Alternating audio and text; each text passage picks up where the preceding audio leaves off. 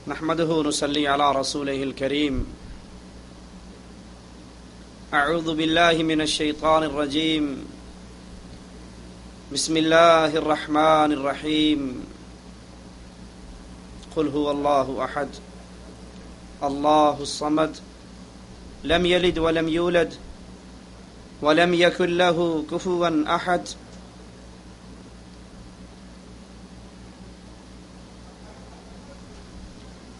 یہ دنیا، یہ کائنات، اس کا خالق اور مالک صرف ایک اللہ ہے. اس کی تخلیق کا مقصد وما خلقت الجن والانس، مالک فرماتا ہے میں نے انسان اور جن کو پیدا کیا صرف اپنی عبادت کے لیے. اللہ کی مخلوق، اللہ کے بندے جب وہ اپنے مالک کو بھول گئے، ایک سچے اللہ کو بھول گئے، اس کی عبادت کے اندر، اس ذات کے اندر، اس کی صفات کے اندر غیروں کو شامل کرنا شروع کر دیا، تو پھر مالک نے اپنے بندوں کی ہدایت کے لیے انبیاء کا سلسلہ چلایا. مالک فرماتا ہے وَلَقَدْ بَعَثْنَا فِي كُلِّ أُمَّةٍ رَسُولًا، ہم نے ہر امت میں رسول بھیجے، ہر قوم کے اندر رسول بھیجے ایک دعوت لے کر، اور وہ دعوت ہے ان اعبدوا اللہ واجتنبوا الطاغوت، عبادت صرف ایک اللہ کی کرو، اور اللہ کے مقابل جو طاغوت بنا لیے گئے یا خود وہ طاغوت بن گئے، خود انہوں نے اپنی عبادت کروائی یا لوگوں نے ان کی عبادت کرنی شروع کر دی، ان تمام طاغوتوں کا انکار کر دو. انبیاء کا یہ سلسلہ چلتا رہا، انبیاء آتے رہے، زمین کی اصلاح ہوتی رہی، یہاں تک کہ محمد الرسول اللہ صلی اللہ علیہ وسلم تشریف لائے، اپنی قوم کو اکٹھا کیا، پہاڑی پہ چڑھے، اپنی ذات ان کے سامنے پیش کی اور کہا میں نے تمہارے اندر 40 سال گزارے، هل وجدتمونی صادقا او کاذبا، مجھے سچا پایا یا جھوٹا؟ کفار مکہ یک زباں ہو کر کہنے لگے ما جربنا علیک الکذب، اے نبی، اے محمد صلی اللہ علیہ وسلم، ہم نے آپ کی زبان سے جھوٹ تو کبھی سنا ہی نہیں. ہمارے نبی علیہ الصلوۃ والسلام نے کہا جب مانتے ہو کہ محمد کی زبان جھوٹ نہیں بولتی تو آؤ تم ایک سچی دعوت دے رہا ہوں. قولوا لا الہ الا اللہ تفلحوا تملکوا العرب والعجم، لا الہ الا اللہ کی دعوت کو قبول کر لو، اللہ کی سچی توحید کو مان لو. یہ لات، یہ منات، یہ عزا، یہ ہبل جن کو کفار مکہ اس وقت پوجا کرتے تھے، ان کے سامنے سجدہ ریز ہوتے تھے، ان کے آگے نذر و نیاز پیش کی جاتی تھی، ان کو مصیبتوں میں پکارا جاتا تھا. اللہ کے نبی صلی اللہ علیہ وسلم نے کہا قولوا لا الہ الا اللہ تفلحوا تملکوا العرب والعجم، ان سب کا انکار کر کے، لا الہ کی تلوار چلا کے، ان سب سے آزاد ہو کر الا اللہ کے پابند بن جاؤ کہ ہم صرف ایک اللہ مالک خالق رازق اسی کے بندے ہیں اور اسی کی عبادت کرتے ہیں. تفلحوا، تم فلاح پا جاؤ گے، عرب و عجم کے مالک بن جاؤ گے. کفار مکہ نے یہ دعوت سنتے ہی کہا اجعل الآلہۃ الہا واحدا، یہ کیسی عجیب دعوت دی ہے آپ نے، ساروں کو چھوڑ کر ایک کو مان لیں. ہمارے بڑوں نے ایسی بات نہیں کی، لیکن رسول اللہ صلی اللہ علیہ وسلم اس دعوت توحید پر قائم اور دائم رہے، یہ دعوت دیتے رہے، غیر اللہ کی عبادت سے روکتے رہے، قربان ہوتے رہے. آپ کے صحابہ قربان ہوئے، آپ نے قربانیاں پیش کی. وہ صادق اور مصدوق، وہ امین جس کو کفار مکہ اسلام لانے سے پہلے بے بہا پیارے ناموں سے پکارا کرتے تھے، کبھی صادق کہتے، کبھی امین کہتے، امانتیں رکھواتے، جھگڑوں میں فیصلے کرواتے. لیکن جب توحید کی دعوت سنی، اسی رسول علیہ الصلوۃ والسلام کو کفار مکہ نے بیت اللہ کے اندر حالت سجدہ میں آپ کے اوپر اونٹ کی جیر لا کر پھینک دیتے ہیں، آپ کے گلے میں کپڑا ڈال کر لپیٹتے ہیں. ابو بکر دوڑتے ہوئے آتے ہیں، رسول اللہ کو چھڑواتے ہیں اور فرماتے ہیں کیا تم اس شخص کو قتل کرنا چاہتے ہو جو کہتا ہے ربی اللہ؟ لیکن رسول اللہ صلی اللہ علیہ وسلم دعوت توحید پہ قائم اور دائم رہے. صحابہ پر ظلم و ستم کی چکیاں چلتی رہی.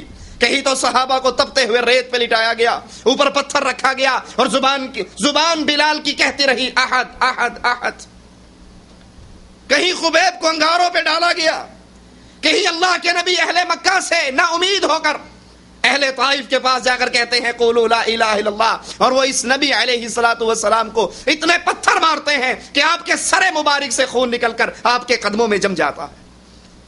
آسمان سے فرشتے اتر آتے ہیں, اے نبی علیہ الصلوۃ والسلام اجازت دیجئے, پہاڑوں کا فرشتہ ہے, ابھی پہاڑ گرائے گا, اہل طائف کو پیس کر رکھ دے گا. آپ نے کہا نہیں, مجھے امید ہے انہوں نے مارا ہے تو ان کی اولاد ضرور لا الہ الا اللہ کا اقرار کرے گی. کبھی کفار مکہ گروپ بنا کر, کمپنی بنا کر ابو طالب کے پاس آتے ہیں اور کہتے ہیں ہمارا کوئی کمپرومائز کروا دو. 6 مہینے ہم ان کے اللہ کی عبادت کے لیے تیار ہیں, اگلے 6 مہینے یہ ہمارے بتوں کی پوجا کے لیے تیار ہو جائے. رسول اللہ صلی اللہ علیہ وسلم نے کوئی کمپرومائز نہیں کیا, کبھی اہل شرک کو برداشت نہیں کیا, اور کھری لا الہ الا اللہ کی دعوت دیتے رہے. اسی میں وقت گزرتا گیا, یہاں تک کہ اللہ نے اس دعوت کے نتیجے میں, اس توحید کی محنت کے نتیجے میں, اس سچی عقیدے کی محنت کے نتیجے میں اپنی رحمت سے مسلمانوں کو مدینے کی سرزمین عطا فرما دی. اللہ کے رسول صلی اللہ علیہ وسلم کفار نے پھر گھیرا کیا,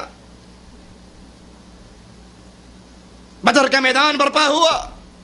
رسول اللہ صلی اللہ علیہ وسلم 313 ساتھیوں کو لے کر نکلے. مقابلہ 1000 سے. یہاں بھی توحید کے رکھوالے رسول اللہ صلی اللہ علیہ وسلم قدم قدم پہ توحید کی دعوت کا طریقہ سمجھانے والے, توحید کی غیرت اپنے ساتھیوں کے دلوں میں اتارنے والے. ایک شخص آ کر کہتا ہے سردار ہے, میں آپ کی مدد کرتا ہوں کفار مکہ کے خلاف. آپ نے کہا کیا تو لا الہ الا اللہ کی گواہی دیتا ہے؟ اس نے کہا نہیں, میں لا الہ الا اللہ کی گواہی نہیں دیتا, میں تو اللہ تو منات و عزا کا پجاری ہوں. لیکن یہ ظالم ہیں, یہ ظلم کر رہے ہیں, یہ آپ کو مارنا چاہتے ہیں, یہ آپ کے خلاف ستم کر رہے ہیں, میں آپ کی مدد کرتا ہوں ان کے خلاف. رسول اللہ صلی اللہ علیہ وسلم نے 2 ٹوک کہا, بھاگ جا, ارجع, واپس چلا جا, میں کسی مشرک سے مدد نہیں لیا کرتا. یہ رسول اللہ صلی اللہ علیہ وسلم کے انقلابی اقدام ہیں. اپنے چچا کو بھی تو کہا تھا ایک ہاتھ پہ سورج رکھ دیں, ایک ہاتھ پہ چاند رکھ دیں, میں لا الہ الا اللہ کی دعوت سے بعد نہیں آؤں گا.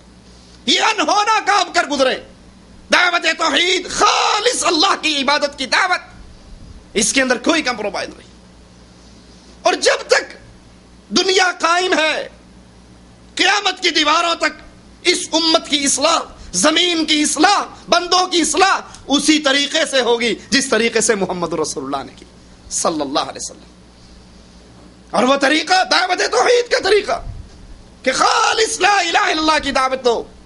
اس عقیدے, اس کلمے, اس ایمان کی بنیاد پہ لوگ آپ کے ساتھ ملتے جائیں, شرک سے الگ ہوتے جائیں, غیر اللہ کی عبادت سے الگ ہوتے جائیں, غیر اللہ کی پکار کو چھوڑتے رہیں, غیر اللہ کو اللہ کی ذات و صفات و عبادت میں شرک کرنے سے, شریک بنانے سے بعد آتے جائیں. جب یہ موحدین کا ٹولہ اکٹھا ہو جاتا ہے, اللہ زمین کی اصلاح کر دیتا. یہی ایک راستہ ہے امت کی اصلاح کا. امام مالک رحمت اللہ علیہ, اہل سنت کے امام, بڑی عجیب بات کہا کرتے تھے کہ اس امت کے آخری لوگوں کی اصلاح بھی اسی طریقے سے ہوگی جس طریقے سے اس امت کے ابتدائی لوگوں کی اصلاح ہوئی. اور ابتدائی لوگوں کی اصلاح کیسے ہوئی؟ لا الہ الا اللہ کی دعوت, شرک سے برات, اہل شرک سے برات, اہل شرک سے علیحدگی, اتنی علیحدگی, اتنی برات. عبد الرحمن کہتا ہے بابا 3 مرتبہ تلوار اٹھائی, تینوں مرتبہ